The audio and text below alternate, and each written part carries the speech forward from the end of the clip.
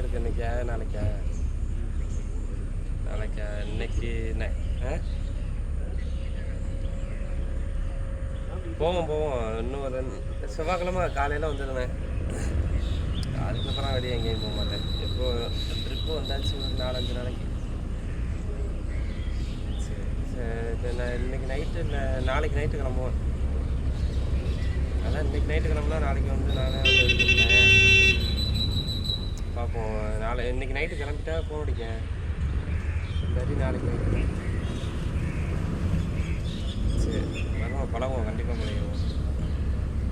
சரி